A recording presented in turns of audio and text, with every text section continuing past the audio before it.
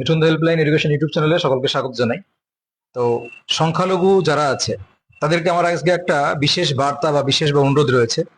সংখ্যালঘু সম্প্রদায় যাদের বাদ দিয়েছে ওবিসি তালিকা থেকে, দেখুন, আপনারা আপনাদের যতই বিজেপির প্রতি হিংসা থাক, আমাদের মুখ্যমন্ত্রীর প্রতি যতই আপনাদের বিভিন্ন বিদ্বেষ বা বিভিন্ন রকম অভিযোগ থাক, আপনারা যদি নিজেরা বাঁচতে চান তাহলে আপনাদের অনুরোধ করব, সমস্ত হিংসা সমস্ত ক্ষোভ ত্যাগ করে একটা কাজ করুন। তাহলে হয়তো আপনাদের ভালোর জন্যই বলছি, আমি সবসময় ন্যায়ের পথে, এটা ভালো করেই জানেন।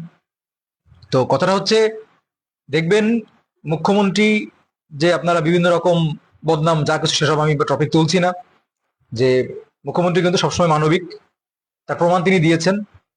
তো এই জন্যই বলবো, যারা ওবিসি তালিকা থেকে বাদ গেছেন তাদের একটা সংগঠনের একটা অংশ মিলিত হয়ে 4-5 জন মিলে জনতার দরবারে, যেটা করেছে মুখ্যমন্ত্রীর সঙ্গে, জনতার দরবারেই হোক বা মুখ্যমন্ত্রীর সঙ্গে সরাসরি দেখা করে, যারা ওবিসি তালিকা থেকে বাদ গেছে, যারা অনগোয়িং রিক্রুটমেন্টে রয়েছে,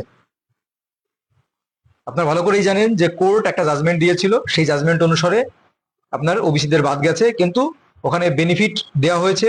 যারা চাকরি প্রার্থী চাকরি পেয়ে গেছে তাদের কোনো অসুবিধা হবে না, এটা বোঝা যাচ্ছে। কিন্তু যারা অনগোয়িং এ রয়েছে, চূড়ান্ত পর্যায়ে রয়েছে, তাদের কি সিদ্ধান্ত নিচ্ছে রাজ্য সরকার।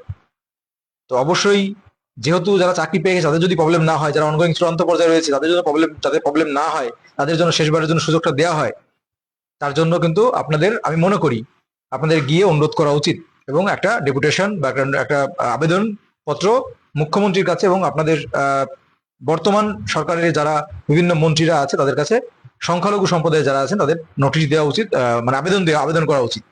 এটা ব্যক্তিগত মত, তাহলে আপনার হয়তো, আমার মনে হয়, চেষ্টা করে দেখা উচিত। কারণ রাজ্য সরকারের সিদ্ধান্তও অনেকটা গুরুত্বপূর্ণ। কোর্টের ক্লারিফিকেশন অবশ্যই, কিন্তু রাজ্য সরকার কি সিদ্ধান্ত নিচ্ছে তার উপর গুরুত্ব রয়েছে। আপনাদের ভালোর জন্যই বললাম, বাকিটা আপনাদের ইচ্ছা। হিংসা ত্যাগ করুন, নতুনদের সুযোগ দিন। মানে সারা জীবনে একদলকে ভালোবেসে যাবো অন্ধের মতো, সেটা নয়। নতুন কাউকে ভালোবাসতে দেখুন, ভালোবেসে দেখুন, ফল পাবেন অবশ্যই, আমি মনে করি।